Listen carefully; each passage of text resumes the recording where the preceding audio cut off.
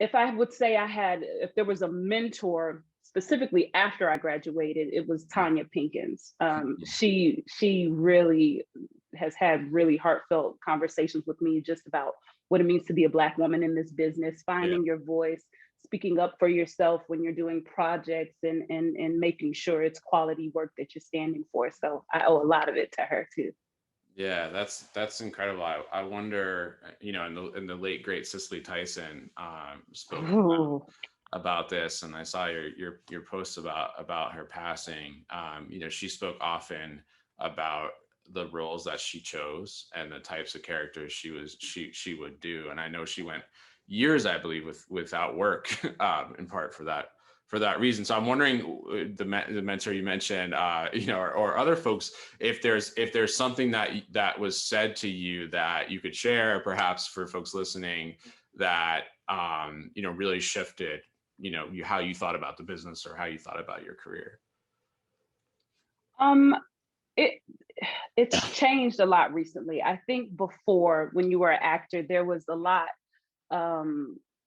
You felt like you weren't in control, right, of your career. You're so much relying on other people to give you jobs, other people to hire you, to work with you. And so a lot of it, what I would just say is, if you have other talents, if you like to write, if there are passion projects that you feel very passionate about, connect with people, connect with producers, talk to your friends. If you go to an arts program, connect with the playwriting student next door, see what you can create. Because I think so much of it now is really about owning the stories that you want to tell, and not waiting on anybody to give you the green light. There are just so many different avenues and ways that you can raise money and fund and really do your own work. So as much as it is about trying to get the job, it's also about creating jobs and creating works for your friends. And I think that's where more of it is now, so that we can ultimately get to a point to where we don't have to necessarily just pick roles, but we can play anything because we're actors and this is fun and we want to play. So if I want to be a toad in a movie, I want to just be a toad in a movie, and that's okay, Right. So I hope we get to that point where it's just ultimate freedom to really be as creative as you can possibly be. Yeah, I remember having done improv at Second City in Chicago. That's a big creative, that school and that place, which is, you can be anything because it's a creative field. It's improv. You could be an alien. You could be anything, Right. and yet there's so many limitations, I feel like, placed on folks in the industry still. I was curious if there were role models you looked up to on stage or screen when you were growing up that spoke to you, that said, hey, this is something I could do. This is something that could be for me. Oh gosh, Cicely Tyson, Viola Davis, Audra McDonald, Heather Headley.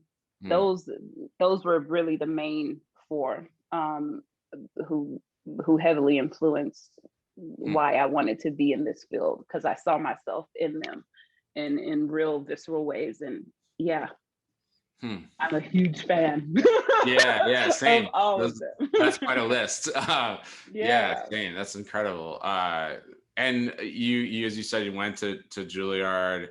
Could you talk a little bit about what that training has meant to you? Julliard was quite intense. And I knew, for me personally, that I didn't want to go to a liberal arts school. I didn't want to take math.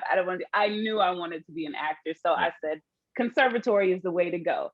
And that training, what it looks like is pretty much 8 a.m. to 12 a.m. at night, every night. You have your movement in the morning, you have your voice classes, you have your Shakespeare class, you have whatever liberal arts class that you have, whether it's poetry or theater arts or anything. And then you have your core acting classes that you take. And then you get assigned projects and you rehearse at night. And you have a dinner and a lunch break. Right. And pretty much, even once, by the time you finish at 12, because you have to rehearse these scenes with your classmates, and it's pretty much 2 a.m. You know what I mean? And you're right back up at 9 a.m. doing it again. And I wouldn't change it for anything. I think what it does is letting you know that you can endure pretty much anything. and you're more powerful than you think you are. It teaches you great organization skills and time management skills, and just trying to figure out how to make things work. Yeah. And what I loved mostly about it too was the late great Jim Houghton, who created the Signature Theater. He was the head of department when I first arrived. He took over the head of the drama department and completely changed the fabric of the program, made it more inclusive, made it so that we had a community meeting where all the levels would meet every Tuesday to either read a play together from one of our playwrights, to listen to an activist in the world come talk to us, to other citizens of the world. It was just a great time to commune and talk together as artists. And that was something special that I hold dear to my heart. And I think what it did too was, I say this mostly, what it did was give great connections. A lot of those playwrights, a lot of those directors that come and direct you are people that you're going to work with on Broadway, off Broadway, or people that have taught you in those classes, which is great. And nothing beats that, right? Just that ultimate connection of somebody that knows your work and saw you when you were in a white wall room in all black, imagining that you were holding a cup that wasn't there. Yeah, right. Like, people don't understand that. Yeah. I think the first year of Julliard was about pretending to hold an imaginary cup for like weeks. It was brutal and it had to be believable, but it was intense training. And I think it really prepares you, but it's hard. It's hard to also go through a program like that, and where you feel like you're learning so many different tools and you're stripping yourself, where you have to then graduate and try to find yourself again with all of these new things that you're learning. So I think that's the process that's always hard once you graduate, is who am I now with all of these things now in my toolbox, and how can I use them, and what was that person that got me into the door in the first place, and how do I connect back to that, is always the journey. Right. How do you reconnect? And to your point, yeah, I imagine there's so many tools that you got out of that experience. Would you recommend that young folks, I mean, it sounds like you would, but that young folks who want to be actors go to some type of intensive or really, really focused training program? I do. I mean, I recommend anybody who's serious about it to study.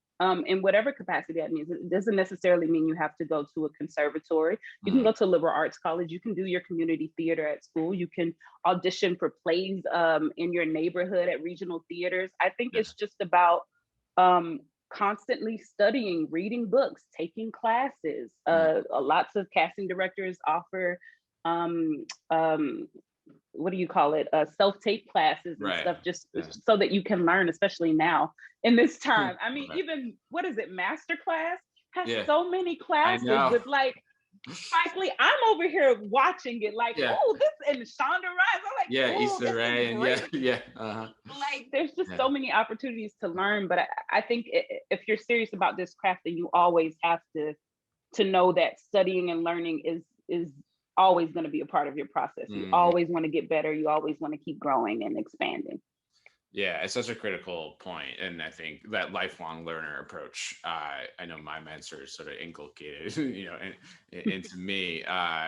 Do you think that there are enough opportunities for folks who, are underrepresented, LGBTQ, whether they're BIPOC, whether they're, didn't grow up in the industry? That's something we hear a lot from young folks who come to us who say, hey, my parents were not in the industry. I didn't know this was possible for me. Do you feel like there's are we as a society doing enough? Are these programs doing enough to reach those folks? Or do you think we could be doing more? And if so, what are your thoughts on how to go about that? I mean, I think it's so different. My parents came here as political refugees from Angola. And so by no means did I have anybody in the arts. I was born and raised here. And so for me to even go to school for this instead of being an engineer or a doctor is like crazy, right? Yeah. That they trusted me with that. But like I said, I think that was due to my community and having a performing arts school that now no longer exists. Oh, wow. I do think the arts right now is under attack. We have to support these programs that allow kids to be creative and express themselves, especially with these past couple of years we've been having. I mean, just I'm like, the fact that I'm able to get into a space and vomit on the stage emotions anytime I play a character, I think has saved me. It is therapy. It is healing. And so so I know kids are hurting right now, and I think we do need to get to a point where we can fund more programs, have them in more communities, and expose kids to more opportunities to tap into their creative sides, because I know it saved my life specifically, and I've seen the benefits of that.